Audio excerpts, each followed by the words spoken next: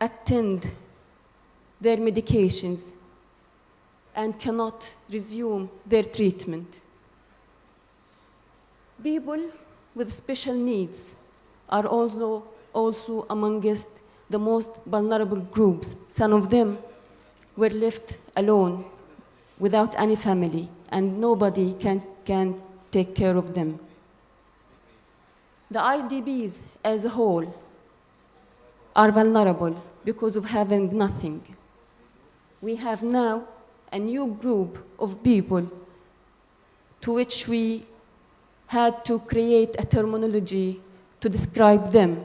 They are the wounded children with no surviving family. These children reached hospitals wounded. Nobody could recognize them because no family left. Some of them were recognized by other people, other family members, other friends, and many of them are still at hospitals because nobody knows them.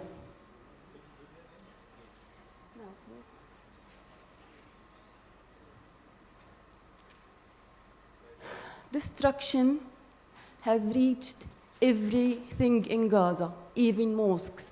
Gaza used to have 1,200 mosques. Now, thousands of them was either totally destroyed or damaged.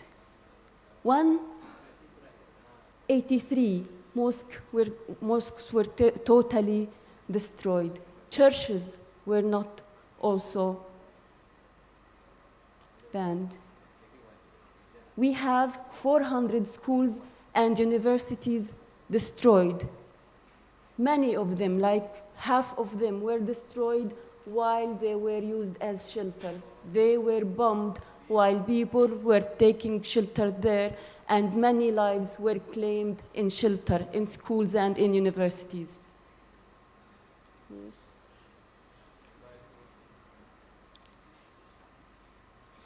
We have seen a lot of the sad face of Gaza, which was going through the last 4 or 5 months. But we have to remember you that Gaza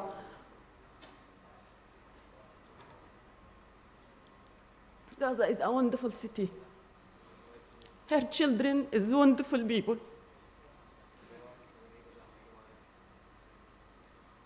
It is an ancient city. Their people are well educated, well civilized. Gaza was exporting every beautiful thing to the whole world.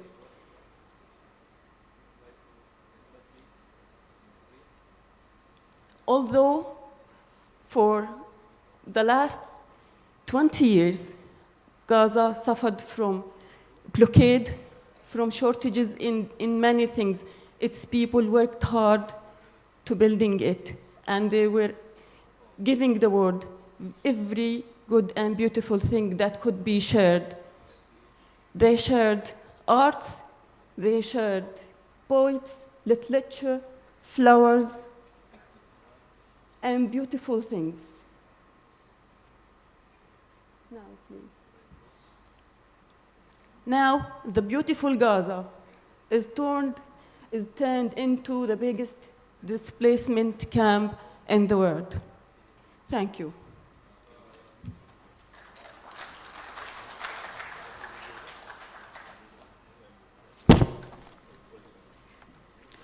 Thank you so much, Mr. Maisara, for the great speech and presentation. Before we begin with this next speaker, I just want to announce something.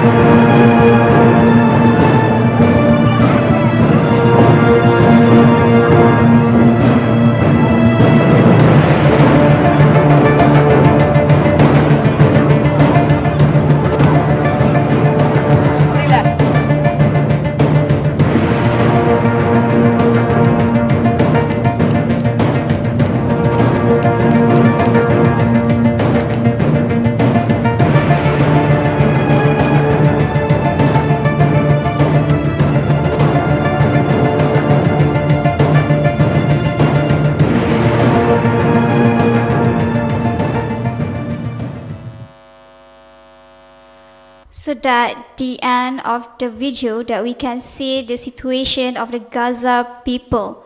There is a lot of need that we need to help them in difficulties and obstacles that they have faced. So before we begin with this next speaker, I just want to give a simple announcement. There is a signage book for a Gaza people. So I will rotating this book. So you may state your name and your nationality and what you wish for the Gaza people. Inshallah, the message will send to them. Inshallah.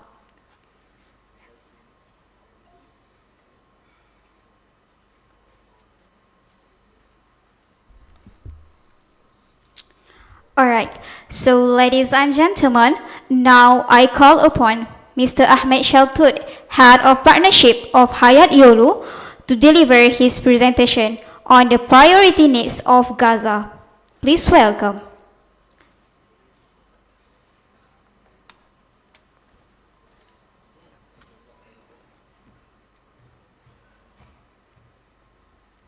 Assalamu alaikum. So today I'll be briefing you with the most urgent priority in Gaza Strip. At the beginning, when they asked me to do the presentation of the priorities of Gaza, I was just wondering what exactly is a priority. At the moment, everything is a priority. We have either scarcity or shortage of all the essential resources in Gaza Strip. Hopefully this brief introduction of the priorities of Gaza gets all the attention of you, inshallah.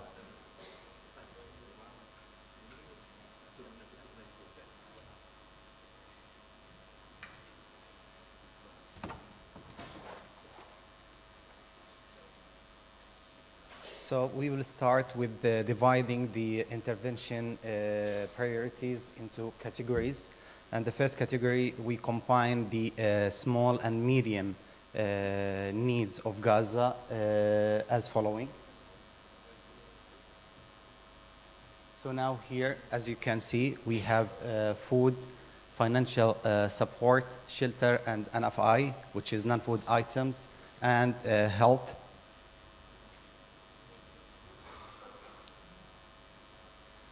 In the first category, we have food. As you know, Gaza Strip is suffering of the closure of all vital gates that gets all the aid and the commercial products into Gaza.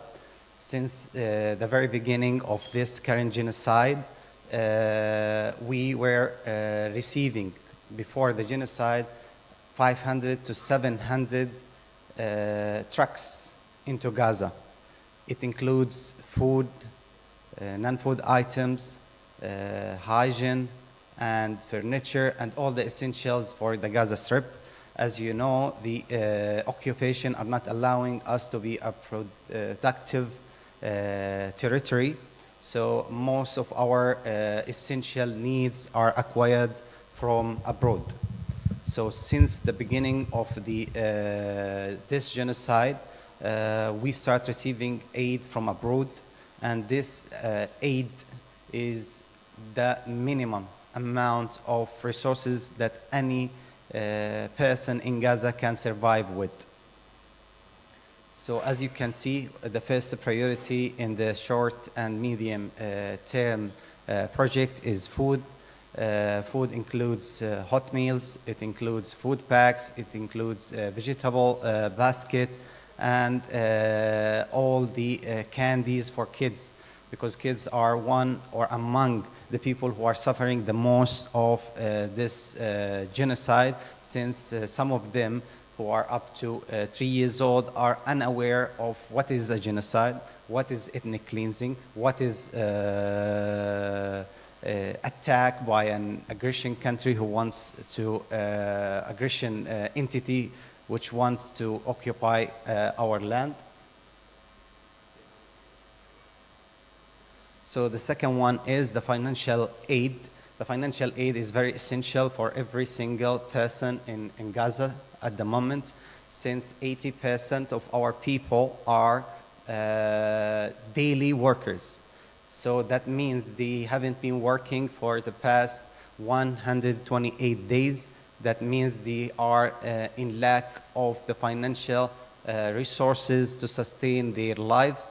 That leads to the suffering of themselves getting food, getting health, getting hygiene, and getting also shelter for themselves when they are being displaced. As we have already mentioned, as have you already seen in the news, 1.9 million people displaced. That's almost 80% of the Gazans are displaced, either displaced to second home of their relatives, or displaced to UN schools, or to governmental schools, or displaced to simple tents, as you have shown in the previous video. Some people are living in tents made of nylon.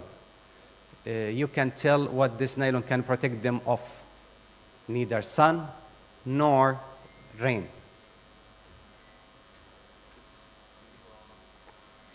Shelter. Shelter is as crucial as life itself. No person on earth, even during the Maslow hierarchy layers of needs, he put shelter and food on the first layer of the Maslow hierarchy. That means no single person on earth can sustain his life without a shelter that protects themselves from the weather, from the eyes of the public, and so on. So shelters is one of the crucial needs for the Gazans. As a short and medium term solution, we have tents as a priority, and prefabricated houses that could be installed inside Gaza. And of course, these has to be imported from abroad. Alhamdulillah, so far we received some of these tents in Gaza, but still the need is big, and we need the cooperation of everyone to get these tents and prefabricated houses into Gaza, as we already aware that the 75% of the destruction in Gaza requires years to retain Gaza as it used to be. So within that period of time, we need a quick solution, and one of them is tents and prefabricated houses. Of course, in the prefabricated houses or tents, or people who are still living in their houses, because they are having displaced people, so they need, of course, mattresses, blankets, and the other essential items. And here you have the health. In health, we need the essential medical supplies and medicine. Medicine, as you can know, that one of these, the essential needs that every single person in Gaza need, whether you are injured of the attacks or you are just sick. I still remember myself being sick 5 years ago with abscess in my elbow. In this abscess, to remove the abscess, they took me to the hospital, and the doctor who was making the micro operation was my cousin, and he said, like, Ahmed, I'll inject you with anesthesia. He injected me once. He started the operation. I start crying. He did it again. He injected me with a second anesthesia needle. Still was crying. And after the third one, I started being relieved of pain. Imagine just a small abscess in my elbow made me suffer this much. Imagine those people who are out of anesthesia to do their C-section, women, or to cut their limbs, amputate their limbs. We have seen too many videos of doctors doing amputation without anesthesia. The only, the insignificant thing that anyone can think of, if I or anyone asks you of list the most things that you are grateful of. You would say food, you would say shelter, you would say family, but no one would have thought of anesthesia as a blessing of Allah. And now it's one of the most critical need in Gaza. So anesthesia represents all the medicine that is in need inside Gaza. And of course, we need the fuel to run the remaining hospitals in Gaza. As everyone knows here, that Gaza, since the very beginning, has a lack of electricity. We have multiple sources, but if you sum them all up, you won't cover the shortage of electricity in Gaza. And at this moment, they didn't see light since the very beginning of the genocide. Now we move forward to the long-term intervention plan. We have also here shelter, health, education, and infrastructure.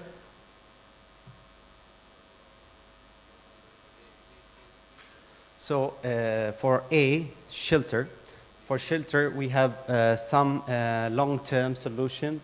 The prefabricated houses, which would last for a couple of years until the rebuild of Gaza is started.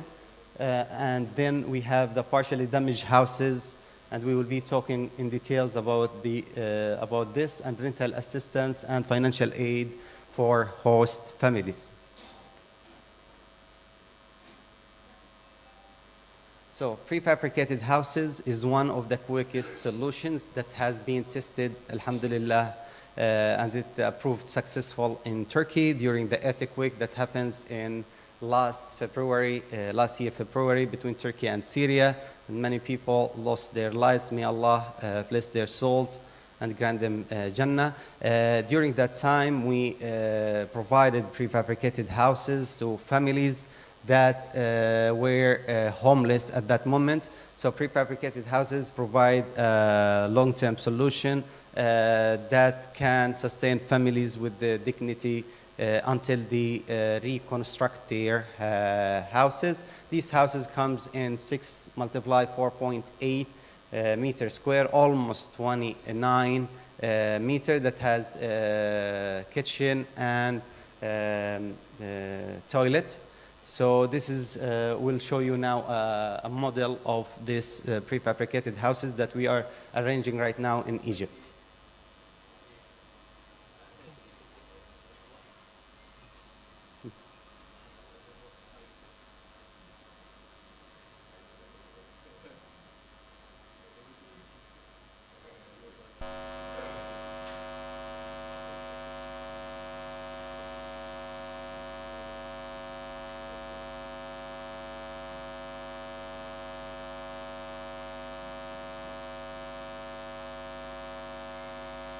So as you can see, this is our prefabricated house that can be installed within up to 2 days.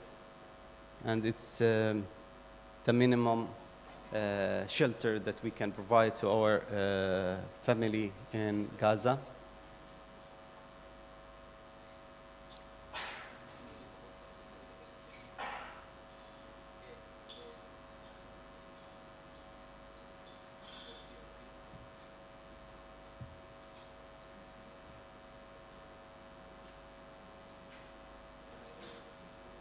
And now you have house restoration. Those house restoration is for the houses that have been 10 to 30% demolished or destructed by the bombardment in the Gaza Strip. This is a quick solution also for those families to return back to their houses. They have partial destruction in the house that can be fixed within 1 month. So that also a solution, a quick solution for these houses, since we have thousands of houses that need to be reconstructed or restored.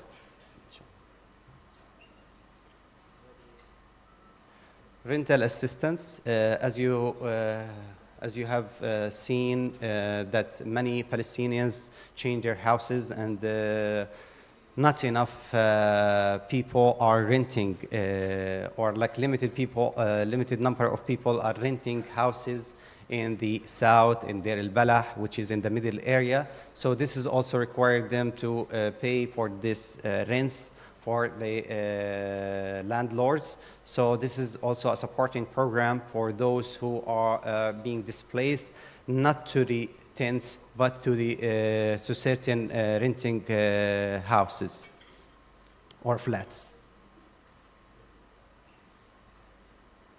Now, in this one, we are going to provide financial aid for the host families. We have known that the majority, or up to 500,000 people, are being displaced to their relatives' houses. So normally, people are having a solidarity with each other. They are opening the doors for their relatives, for their neighbors to live with them. But still, they become more struggling in securing the financial resources for them to sustain their own lives and the lives of those who have been sheltered in their houses. So through this program, we will provide financial aid for those who are hosting displaced people. So at that moment, they will be keeping to host them and encourage others to host more. That will lead to depending less on the tents and prefabricated houses. So, since most of these displaced people will be settling with the host families.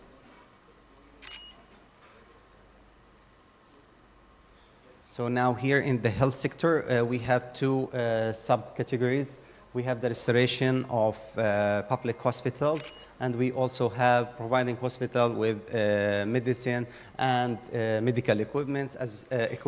As you have seen, we repeated the medicine and the medical equipment because it's needed in the all terms. It's a necessity. It's an essential resource that Gaza is lacking of at this moment, and will be in scarcity up till 10, 15 years.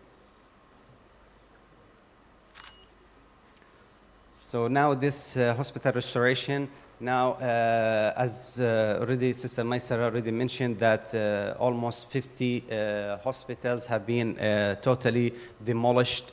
So, and the rest were damaged partially. So in this program, we'll be focusing on restoring the partially destroyed hospitals and create medical clinics in every single area that can cover the needs of that area, and also create a different solution, which is mobile clinics that also can cover the rural area which is far away. Of course, the support of ambulances are still going on in Gaza, but the most critical need is the restoration of the hospitals and its staff members. So we need also to focus on the education of doctors and the paramedics. Since the start of this genocide, we have lost hundreds and thousands of paramedics in Gaza.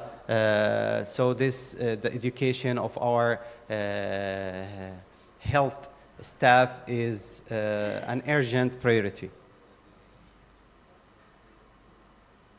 So now we have here medicine and medical equipment. In this medical equipment, we would have to have, of course, oxygen supply, all kind of diagnosis machines, and all the machines that is specialized, I don't know, for X-ray or the MRI also, and all the other equipments that is needed in all the sections of hospitals. So now we have the education sector.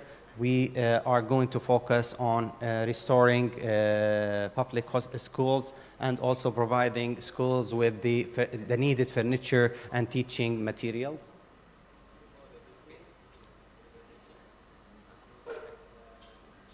So here in school restoration, we are going to focus on the restoring, at the beginning, the partially destroyed schools, and these schools that they are lacking of like whiteboards, desks, and so on. So this has to be a priority in Gaza, since most of our people have been displaced there, and most of the attacks happened also there. So wherever there is people displaced in big magnitude, there have been attacks and shooting on there. So almost all the schools are partially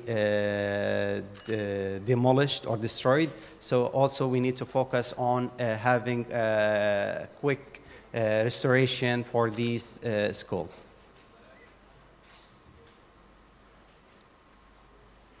So in each school, of course, the students have desks, and we have seen many photos and videos of Israeli soldiers vandalizing, breaking all these desks and all teaching materials, all these furniture in the teacher and the principal rooms also need to be restored. So during this program, we'll be focusing on restoring the furniture and the desks of the students and the teachers, and also rebuilding the libraries where some of them have been burned down.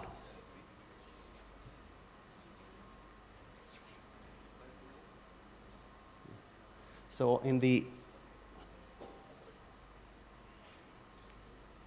here we have also a project for infrastructure, and the most urgent infrastructure that Gaza need at the moment is not the roads, but the desalination plants and solar panels. We have been suffering of this before the genocide started, and during my time in Gaza during this genocide, I sense the very urgent need of having more desalination plants and attaching them to solar panels, since the lack of fuel from day one was still standing till this moment. So we have to think of substitutes for fuel and electricity, which is solar panels. If we have enough solar panels, that it will sustain the delivery of water, and especially the fresh water to people to our people in different areas and locations.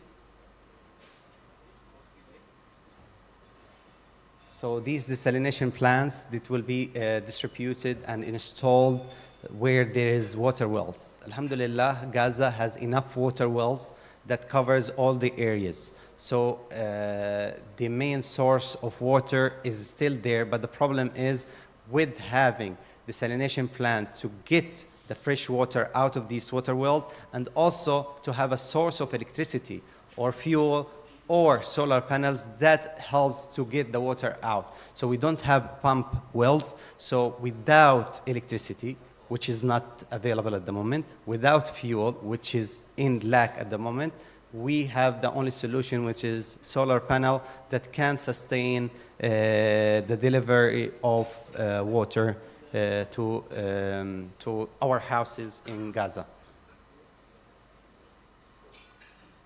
And this is the solar panels that I was talking about. And this time we connect the solar panels with houses, because every house deserves not to be out of electricity for almost 4 months. Every single people deserve to have a certain electricity up to a certain period of time. Not to, because people in the Gaza Strip, they were like recharging their phones and batteries from their neighbors. And some of these neighbors who had solar panels got bombarded by the Israel. They were only bombarding some houses just for the case of destroying the solar panel on top of their houses. So there were also systematic targeting for solar panels. And finally, I would like to end with the orphan need, which is a continuous need. And as you are following the numbers, too many martyrs mean too many orphans. And those orphans are being, of course, supported by their cousins. But some of them, they are now out of any relative they know, because of the completion or the massive attack that wiped the whole family out of the civil record. So those children left out of families. So these programs are essential for them, is to provide them with sponsorship programs, and also, and finally, providing them with recreational programs. These recreational programs will improve their psychological status and make them as healthy as us if they manage to recover from what they have experienced. Of course, those children have different needs, different experiences. Children in the north are different from children in the central area, are different from children in Rafah. These children should be examined, and everyone should have their own psychological recovery plan, inshallah. May Allah bless you all. Thank you so much for your time and listening. And I'll leave you now for a quick video that summarizes the priority and the intervention needs.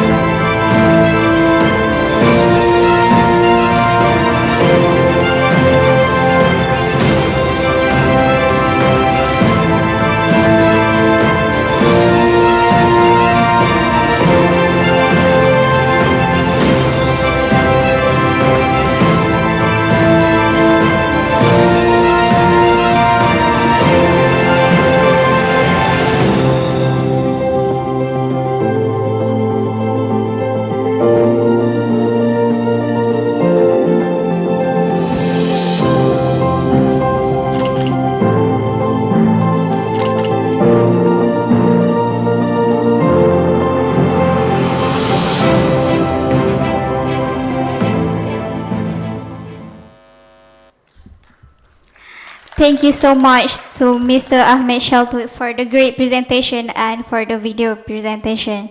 So, with the end of the video, we will having a tea break for 15 minutes. You may get your coffee or tea at the back of the hall, and you may come into the hall at 11:20. Thank you.